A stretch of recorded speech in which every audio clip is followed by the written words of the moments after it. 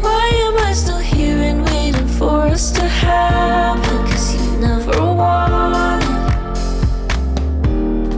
everything I loved about you. I probably imagined 'cause we never. Assalamualaikum warahmatullahi wabarakatuh. Halo sahabat UBK, perkenalkan saya Aziza Nurutasya Firdiana, Duta Ilmu Komunikasi Universitas Bung Karno.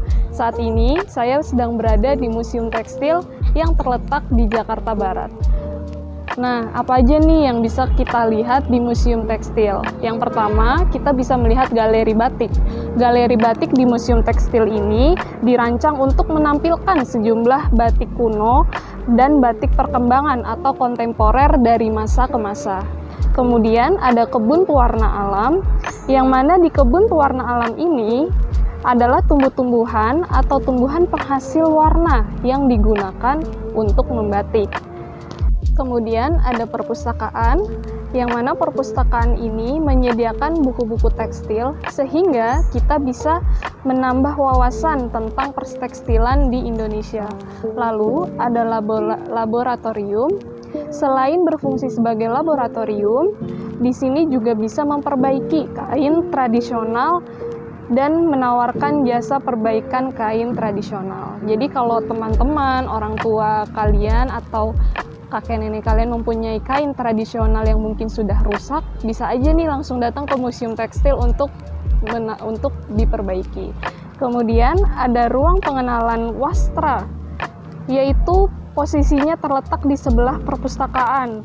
Di ruangan ini menyediakan koleksi alat tenun dari berbagai daerah Indonesia dan juga memberikan sedikit informasi mengenai bahan baku serta proses pembuatan kain tradisional di Indonesia. Dan yang cukup menarik nih, di ruangan ini teman-teman juga bisa berkesempatan untuk langsung praktek bagaimana menggunakan alat dari kain tenun tersebut. Everything I loved about you, I probably imagined 'cause we never had it.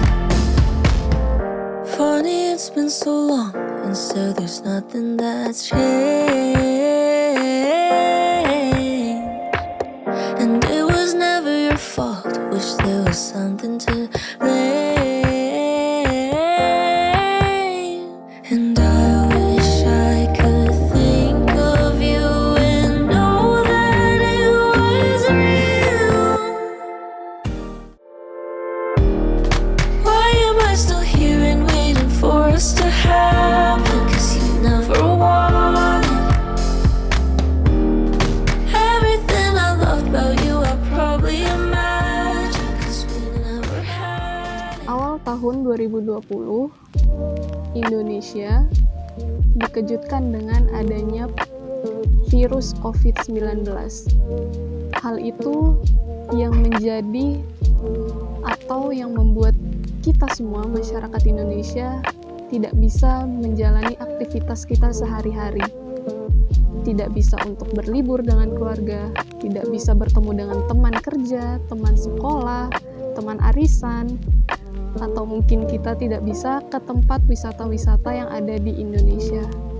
Nah, sekarang ini Indonesia sudah memasuki babak baru, yaitu dalam fase pandemi COVID-19 di mana seluruh kegiatan baik dari pemerintah maupun swasta sudah diperbolehkan dengan catatan harus mematuhi protokol kesehatan yang diberikan oleh Kementerian Kesehatan. Semenjak COVID-19 mulai berkurang, salah satunya Museum Tekstil di Jakarta sudah memperbolehkan para pengunjungnya untuk datang dan melihat-lihat serta melakukan berbagai aktivitas yang mungkin menjadi kegiatan wisata bagi masyarakat yang datang ke Museum Tekstil Jakarta. Nah, bagaimana cara dari Museum Tekstil mempromosikan atau memberitahu kepada khalayak kalau Museum Tekstil sudah dibuka untuk umum? Yang pertama, saya akan membahas mengenai definisi dari manajemen public relation. Manajemen Public Relation atau HUMAS dalam penerapan fungsi-fungsi manajemen seperti perencanaan, pengorganisasian, pemimpinan, dan evaluasi dalam kegiatan-kegiatan HUMAS. Manajemen HUMAS berarti melakukan penelitian, perencanaan, pelaksanaan, dan evaluasi terhadap berbagai kegiatan komunikasi yang disponsori oleh organisasi. Ada juga penelitian public relation, di mana penelitian ini mengedepankan konteks manajemen public relation atau HUMAS, yaitu suatu proses pengumpulan data berdasarkan metode ilmiah sehingga menjadi tolak ukur masyarakat. Penelitian public relation merupakan penelitian dalam konteks manajemen public relation atau HUMAS, yaitu suatu proses pengumpulan data berdasarkan metode ilmiah sehingga menjadi tolak ukur penerapan manajemen public relation tersebut. Kemudian ada perencanaan public relation, yaitu perencanaan yang segala informasi atau data masukan atau input yang diperoleh berkaitan dengan hal atau permasalahan yang dihadapi di dalam bentuk rencana tindakan untuk pemecahannya.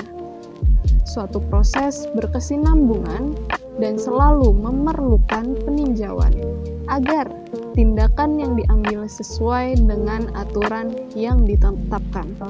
Sejumlah prinsip yang harus diperhatikan dalam perencanaan public relation antara lain sifat, waktu, lingkungan.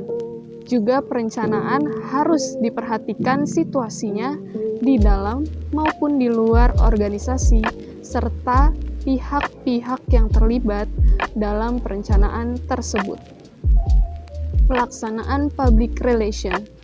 Perencanaan merupakan tahap di mana rencana yang telah ditetapkan, dilaksanakan, atau diimplementasikan ke dalam suatu bentuk program aksi sebagai langkah nyata dalam pemecahan masalah pabrik lagi. Pelaksanaan public relation. Perencanaan merupakan tahap di mana rencana-rencana public relation akan dilaksanakan atau diimplementasikan ke dalam suatu bentuk program aksi sebagai langkah nyata untuk pemecahan masalah dalam public relation tersebut. Pelaksanaan ini dapat berupa program tindakan maupun program komunikasi yang kesemuanya merupakan cara atau proses untuk mencapai tujuan yang telah ditetapkan. Evaluasi public relation, yaitu suatu tahapan yang telah dilaksanakan untuk menentukan atau memperlihatkan nilai suatu program atau suatu event yang termasuk pengelolaan maupun hasil atau dampak dari pelaksanaan program tersebut, serta faktor-faktor apa saja yang menjadi kegagalan dan juga keberhasilan dari program-program yang dilaksanakan tersebut. Nah, selanjutnya ada fungsi manajemen public relation. Fungsi petugas PR atau PR office berkembang seiring kemajuan dunia usaha. Ada 4 fungsi utama yang dituntut dari petugas PR. Yang pertama, komunikator. Kita sebagai juru bicara organisasi PR atau HUMAS berkomunikasi secara intensif melalui media dan kelompok masyarakat. Hampir semua teknik komunikasi antar persona, interpersonal communication, dipergunakan. Komunikasi lisan, komunikasi tatap muka sebagai mediator maupun persuader. Selanjutnya ada relationship, yang mana relationship yang tidak harmonis beresiko sangat besar menimbulkan ketidakpuasan dari publik yang pada akhirnya mengancam kelangsungan dari organisasi atau bisnis perusahaan atau kelompok masyarakat tersebut. Kemudian ada manajemen backup, di mana manajemen backup ini sangat menunjang kegiatan departemen lain dalam perusahaan seperti bagian pemasaran, operasional, teknik, keuangan, personalia demi terciptanya tujuan bersama. Good image maker menciptakan citra perusahaan serta publisitas yang positif adalah salah satu tugas seorang PR dalam mewujudkan cita-cita dari perusahaan atau program atau event tersebut. Nah, itu tadi penjelasan mengenai manajemen public relation. Ada nggak sih contoh dari manajemen public relation? Tentu saja ada dong. Yang pertama adalah salah satu contohnya itu membuat sebuah event. Nah, di Museum Tekstil Jakarta ini dari bulan Juli hingga bulan Agustus 2022 mengadakan pameran kain tenun yang berasal dari Sumatera. Hal ini dilakukan untuk memperingati Hari Jadi Museum Tekstil serta memperingati Hari Kemerdekaan Indonesia yang ke-77. Selain itu, ada juga tur pameran virtual yang dilakukan oleh Museum Tekstil Jakarta yang dilaksanakan setiap hari Rabu, yakni pada tanggal 27 Juli, 3 Agustus, 10 Agustus, dan 24 Agustus. Itu tadi contoh dari manajemen publik. Contoh kegiatan dari manajemen public relation yaitu membuat suatu event. Peran PR atau humas dalam membuat suatu event, baik itu event kegiatan perusahaan maupun bukan, haruslah menerapkan tahapan-tahapan manajemen public relation, mulai dari penelitian sampai evaluasi, sehingga event tersebut dapat berjalan dengan lancar. Salah satu contohnya adalah dengan Pemprov DKI Jakarta menggelar pameran tenun di Indonesia di Museum Tekstil Jakarta hingga Rabu 31 Agustus 2022 mendatang. Dinas Kebudayaan Provinsi DKI Jakarta melalui unit pengelola Museum Seni menyelenggarakan pameran tenun Indonesia yang berjudul Nuansa Kemilau Wastra Tenun Indonesia, Sumatera, Sulawesi, dan Timur sejak Rabu 20 Juli 2022 lalu hingga Rabu 31 Agustus 2022. Adapun rangkaian kegiatannya salah satunya adalah tur pameran virtual yang dilaksanakan setiap hari Rabu, yakni pada tanggal 27 Juli, 3 Agustus, 10 Agustus, dan 24 Agustus. Nah, itu tadi penjelasan mengenai manajemen public relations serta contohnya. Gimana nih sahabat UBK? Pasti kalian penasaran dong apa aja sih yang dipelajari dalam jurusan ilmu komunikasi. Mungkin kalian bisa langsung kepoin Instagram Universitas Bung Karno dan saya tunggu di kampus. Sampai jumpa.